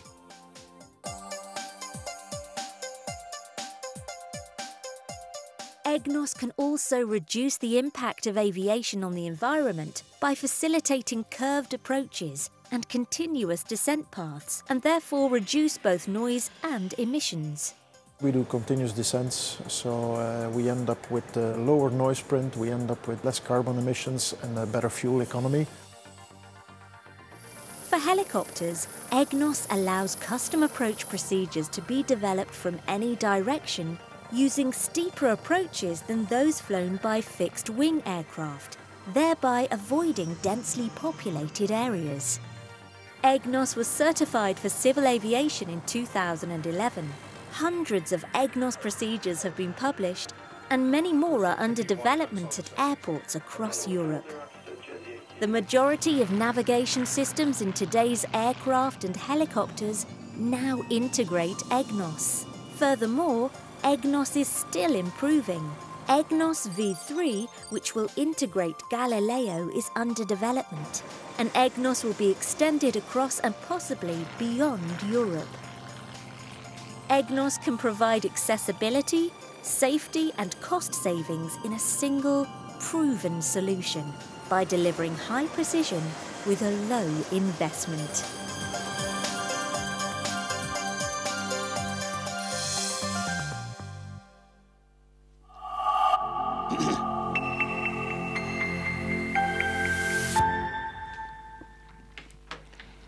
All right, we've had confirmation of the separation of the satellites, but we're still waiting for confirmation that they have been separated exactly where they should be. So we're waiting for that. We should have a word in just a moment. While we're waiting, what else can you say happens in order to the satellites once they are separated?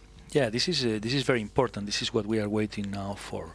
After the separation, they immediately switch on and start an automatic sequence of actions to have the satellites configured in a safe status, in particular with the solar arrays deployed. This is very important because the batteries will discharge very quickly. So if the solar arrays cannot deploy and the satellite cannot be pointed towards the sun, the mission is lost. Yeah. Yes. So while doing this, we are also getting telemetry and from our network of TTC, telemetry tracking and command stations. So we will monitor if this automatic sequence is running as expected. As expected. Okay, so that's what we're waiting for, and we should have an answer momentarily. That's what everybody's waiting for. Yes. Now, you also wanted to talk about satellite navigation, I recall. Yes, navigation in general. Yeah, and actually, what is sat-nav? Am I allowed to say that? Yes, sat-nav. of course. Do you say that in the trade? Is that? Yes. Okay. It's actually, satellite navigation is a high-tech version of an ancient tradition, right? Because our ancestors used the sky to navigate. That's exactly what we're doing today in 2016. Correct. The Phoenicians, I read, used the stars crossing the Mediterranean. Exactly. The Polynesians, I know, they came north and settled in Hawaii, crossing the Pacific using the same thing. And just a few years ago, I was in Honolulu, and there was a project taking sailors from Hawaii back on the same route to Polynesia, in the same boats, using the same navigation, retracing the path of their ancestors. That is very impressive. So that's, I don't want to say it's new wine or old wine in new bottles, but there is a tradition there. Of course, we just used better technology. Another example of navigation based on time, which is what we do in Galileo, is the job of the work developed by John Harrison.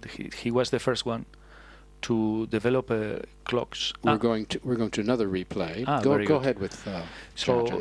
There was a big problem in sailing in the seas. It was impossible to know the longitude. So how far away along the equator, let's say you could know how far south or north you were, the latitude, but not the longitude. And in order to estimate that, you needed a very precise clock that would work in the sea. And John Harrison spent decades developing these clocks that are now in exhibition in the observatory in Greenwich. Right? In Greenwich, exactly. Yeah. Outside London. Outside London. And this was a very impressive achievement. And in fact, now our navigation system is also based on very precise clocks, but in space. So it's a nice continuity. That's a good word for it. It's a continuity. Well done. Now, I have another question. Each time, like today, that you add satellites to the fleet, what happens? I mean, do you have to readjust the others to the newcomers? No. Does the addition enhance the fleet? What happens? The addition enhances the fleet. At this moment, we are still filling the gaps in the constellation. As I was explaining in the beginning, we had 3 planes, 3 orbital planes.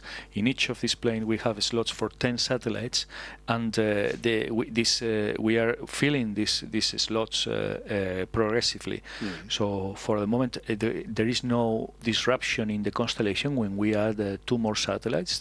After the LEOP phase that will start soon, if all goes well, we will start the in-orbit testing phase, in which the satellites are tested, so to see that both the platform and the payload are performing correctly after the launch.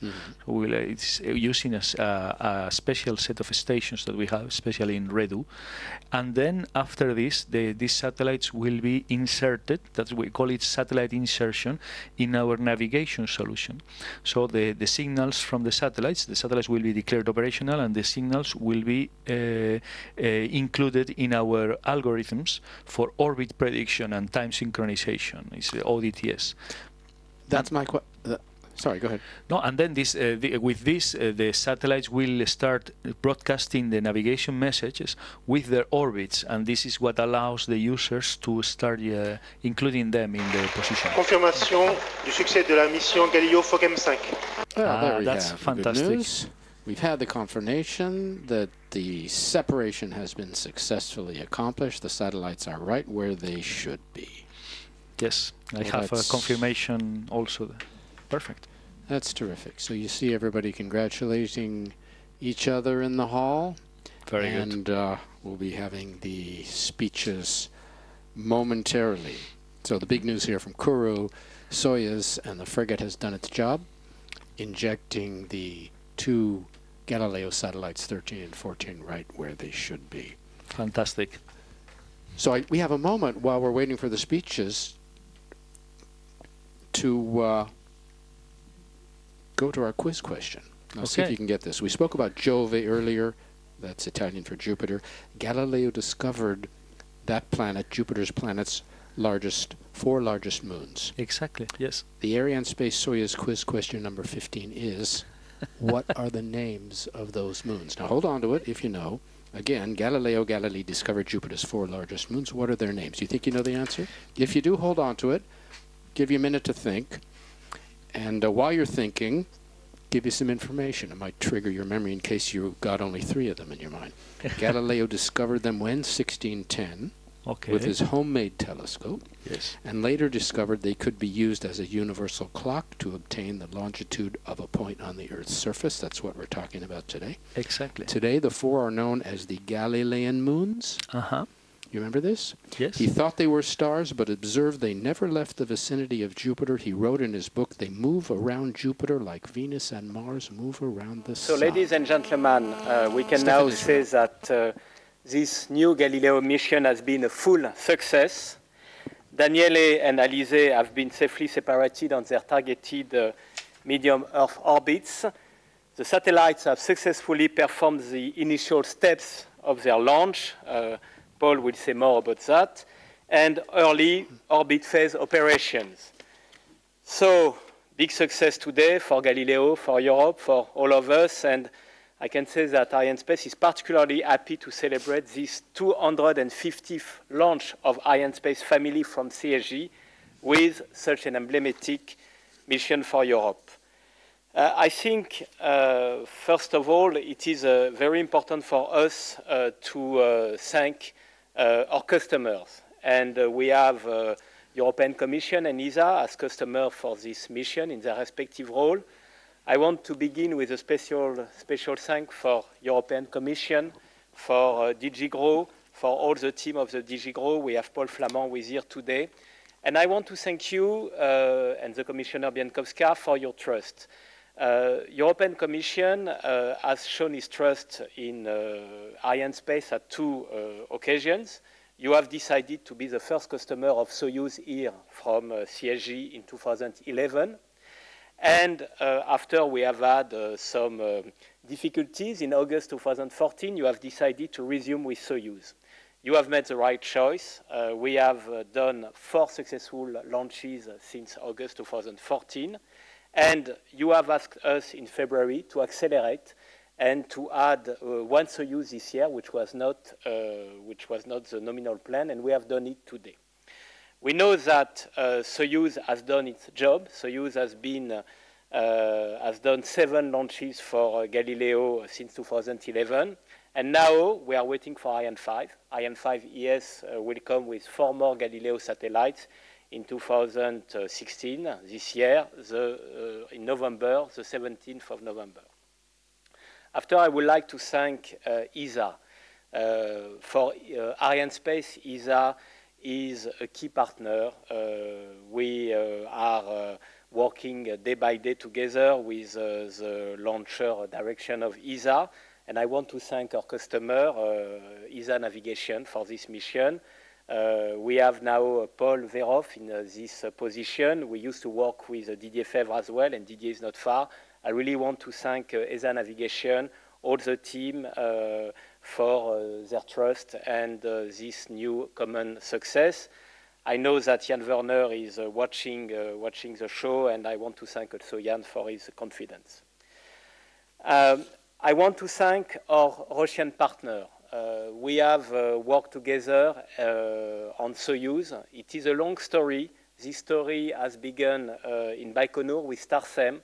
We have done 26 successful launches together, and it has had a new step, a crucial step, with Soyuz here in the Guiana Space Center.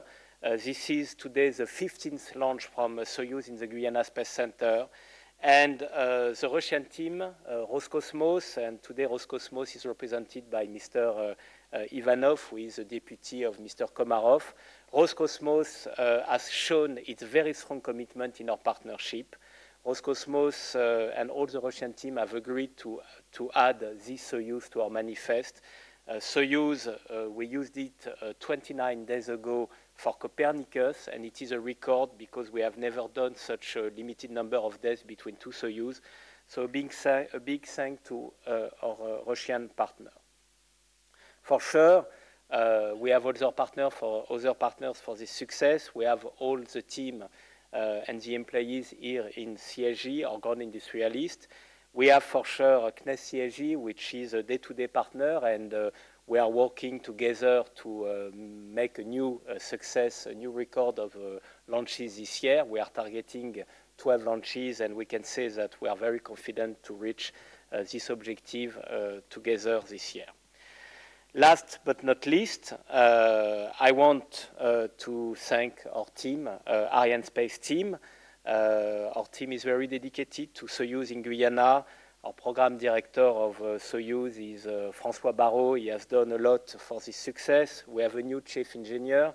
It's Roland Lagier, and it was successful. So I really want to thank all our team working on Soyuz inside Arianespace. I should also mention OHB. OHB is our key partner for Galileo.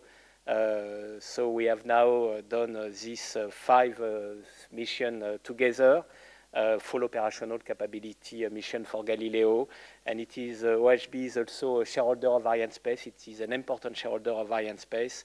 And I really want to thank the team of OHB, Marco Fuchs, and all OHB team for this joint success.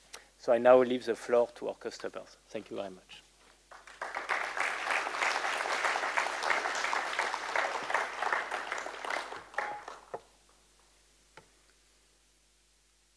Good morning, good almost afternoon. No, it is still morning here. It is afternoon in Central Europe. This was great, wasn't it? We had a success. It's always good to stay up at night and see that there is success afterwards. Just to tell you a few things about what we have done since the separation. There was a need to acquisition the satellites to switch them on. The solar panels have been deployed on both of them, and the satellites have been put in sun pointing mode and in a stable condition. So we now have a first determination of the orbits and their deployment status, and everything seems in order. We will get a second assessment in about an hour, which will confirm that everything is going fine. The combined ESA-CNES team in Darmstadt is handling the satellites at the moment, and they will take them through their early operations and then take them to their respective orbital positions on plane A. So this launch marks a turning point in the Galileo program, to be honest, because we now move from mostly a deployment focus to an operations and service focus. And we now have, with these satellites, once they are tested, we have sufficient satellites in orbit in order to provide initial services. So the satellites will be put to their position, as I said. They will be tested. They will be handed over to the operator. A number of further ground segment deployments will be undertaken. And later in the year, after we have completed an initial services validation campaign, it is intended that the European Commission will declare the services. In parallel, ESA will continue to assist the GSA and the Commission with operations, with service provision. That is an important task which will now start. And in parallel, we will continue deploying further elements of the system, in particular the satellites. And as Stefan has said, the 17th of November, we will launch with a specially adapted Ariane 5 from here. So I would like to thank all the teams for fantastic work over the last months. This has been one of the shortest campaigns ever put together. It has resulted in a very successful launch, as we've seen. Stefan and his team from Arianespace, the Russian partners, our friends from CNES, the teams from OHB and SSTL, and their teams around them, the local authorities here in Guiana, as well as the teams from the public partnership, if you allow me, the European Commission, GSA, and ESA, and in ESA, the tech teams, the ops teams, and the NAV teams. So Galileo is a success story with many fathers, and hopefully some others. I just want to close off by mentioning two of us, two of them here today, two real fathers. One is Hans Fromm. Hans was the very first manager in ESA who undertook the initial studies for a satellite navigation system to be done in Europe. This system we now call Galileo. Next to him is Alex Stessiv. He was one of the senior partners of Hans and did a lot of the work in Brussels at the time. If it wasn't for Hans and Alex, we would not be here today. So on behalf of all of us, I'm glad you're here and want to thank you for your pioneering work, which started almost 20 years ago. So it remains me to wish success to our colleagues of ESA and CNES for the next weeks. And we're looking forward to the satellite to be ready in about 3 months for operations. Thank you.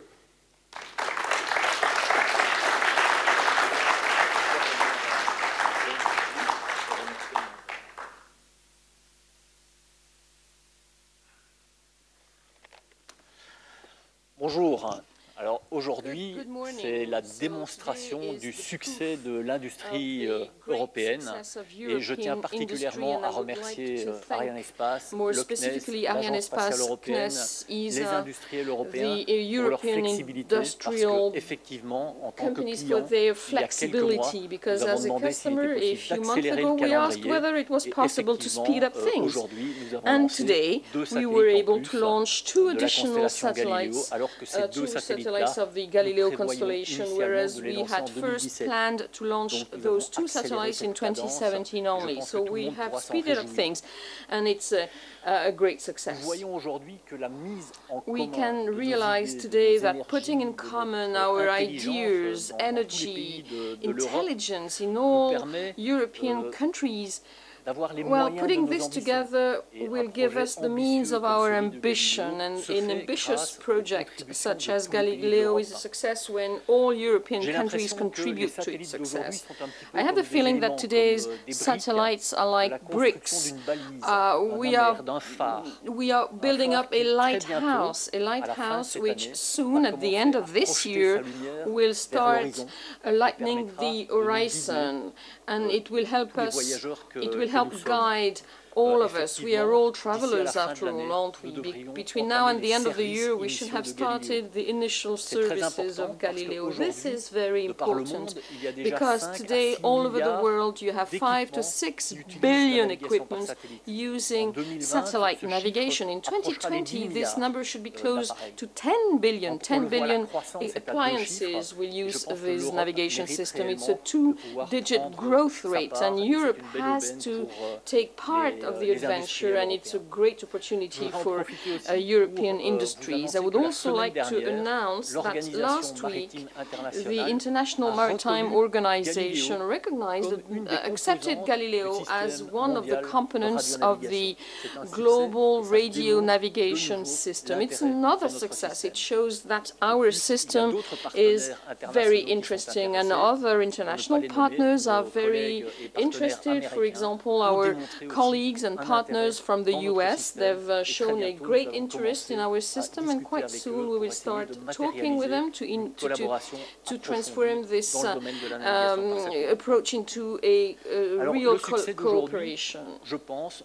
Today's success will enable us to really develop Galileo and EGNOS navigation systems that will become part and parcel of the European space strategy, and this strategy will be put on the table before now and the end of the year by the Commission. Today's success guarantees that we can now move forward.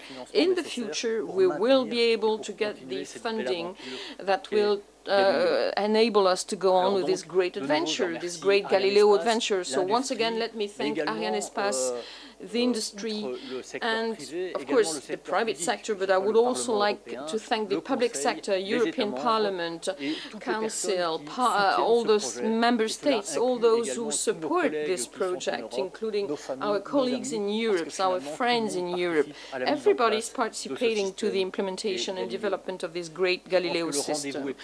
We have an appointment now. We'll meet again in November. We'll come back here, and I hope that the success will be even double, because with Ariane 5 we'll have 4 satellites into orbit in November, and this will enable us to actually start the initial service phase of Galileo. Thanks again for this great success.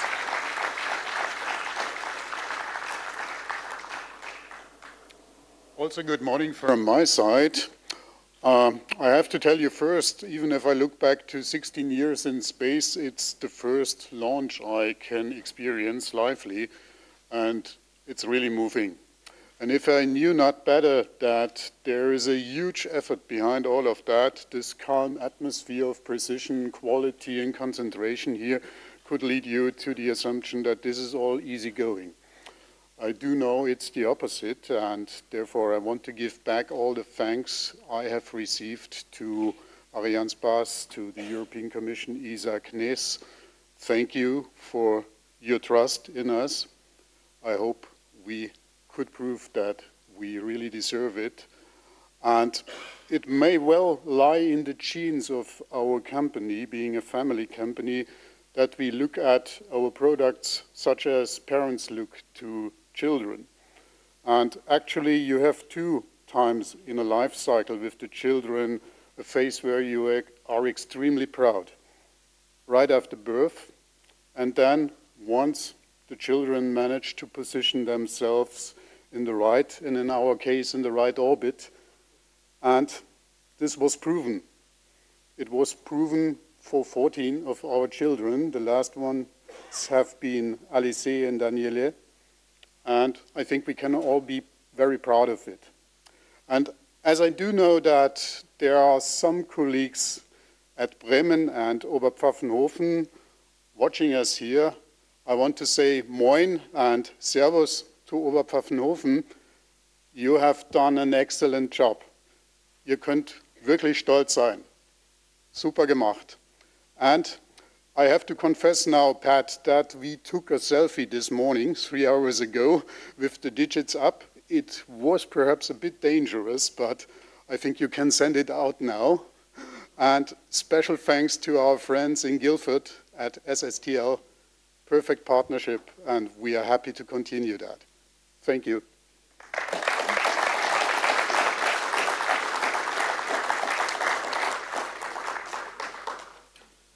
Mesdames, Messieurs, je crois que les dieux Ladies and de la météo gentlemen, the étaient avec nous gods ce soir of et weather nous avons pu were ce with soir, us ce matin, this morning. I keep saying tonight, but it was a long night, so I still feel that. Et nous avons eu un magnifique lancement, Anyway, ce 7e lancement de Galileo. it was a beautiful launch, this par 7th Soyuz. Galileo launch by a lancement Soyuz réussi launcher. montre que This la successful coopération launch européenne shows est that établie sur des bases European solides, cooperation, when it's comme based on a solid programme foundation, Galileo, works. mais aussi le The programme Galileo Soyuz en program Guyane est is une strong, mécanique is bien huilée. solid, and the Galileo program Et ce lancement in démontre Guiana encore une fois que les is doing choix de la fine. politique spatiale européenne And this sont launch judicieux shows pour that mener the au choices succès. made by Et Europe donc, au nom du are CNES, great, are je good, félicite and tous are les acteurs taking de us ce to succès, success on la behalf Commission of européenne, us all. I would l'ESA, like to thank ESA, Arianespace et the European Starsem, Commission, et Arianespace and l'industrie en Starsem, Europe, and et obviously bien sûr European les équipes du industry CNES. and the Et CNES je teams. souhaite effectivement une And longue vie I à wish Daniele long et live Alizé. to Daniele and Alizé. Et donc, We are in the de les Alizé voir très region vite here, en as you action, know, so I hope that we can see them become really alive very briefly, very quickly, very quickly. And Mais cette réussite, this success, well, we owe this success to our cooperation with Russia. I would like to congratulate Roscosmos and Russian industry for this successful launch. I would like to thank them for their excellence, which is at the origin of this great success. Soyuz is a major launcher. This year we are celebrating the 50th anniversary of Franco-Russian cooperation, and the second successful launch of Soyuz here in Guyana is a great way of celebrating this event. We have been able to develop major partnerships between our countries in science, but also in access to space. Soyuz in Guyana is a great proof of the connection that exists between us. 50 years, I mean, this is a long-lasting cooperation in all sorts of different fields.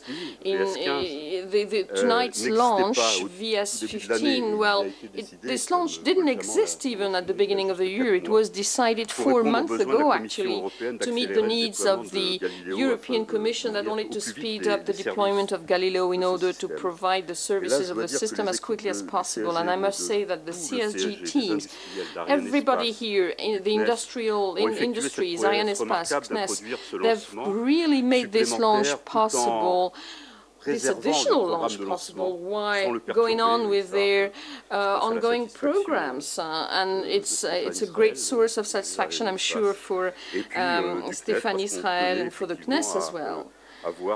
We really wanted to have this launch program, we wanted it to be at the same level as it was in 2015. So excellence, again, has been a key word for CSG. and the CSG teams do deserve our congratulations. CSG has proven that its organization, based on simple things, direct relationship between stakeholders, is a great, it's a working model. It should be a source of inspiration for us all, especially with Arianespace and Vega C. The future in CSG is great, with a great program, the Arianespace program, which is being developed as well. We're waiting. The first phase is now over, and we have to decide the future contractor will build the infrastructure. But the infrastructure should be decided this year anyway, so we'll have a new launch pad and updating program, refurbishing programs also are being developed at the moment. And with these future perspectives, CSG is here at the service of Europe. We are here at the service of the region of Guiana. And CSG, we're very proud of having with us young people trained on technical jobs. 12 of them have been trained by CSG this year, and I hope that in the future programs will be able to have more of them. It proves that we are very committed to this Guiana region, to its development, and we'll make sure that other stakeholders take a full part in the activities of the base of the space port. We'll do all that we can to develop local partnerships. So there are great perspectives here in French Guiana. I would like to thank ESA and the European Commission for the trust in the CSG. They're at home here. They come back when they want. And I'd like to thank you as well for your patience, and we will meet again quite soon, I'm sure. Thank you.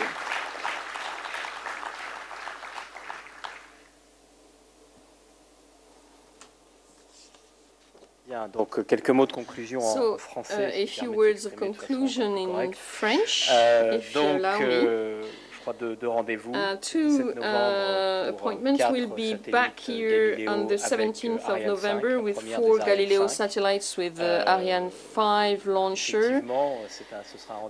It will be a very important moment that we are preparing with our OHB, ESA, European Commission, ASM for the qualification of the launcher. We're preparing this moment for months. We've been preparing this moment for months, and we are quite confident that we will be on time. And after launching 6 new Galileo satellites, 1 Copernicus satellite, I hope that the European Commission will get on board this program of European satellites. It's a great challenge for our common future. But before that, we'll meet again on the 8th of June, in a few days. We will be back here with an Ariane 5 launcher, this time for 2 customers, EcoStar 18 for the Dish Network LLC satellite telecom operator, and Brisat.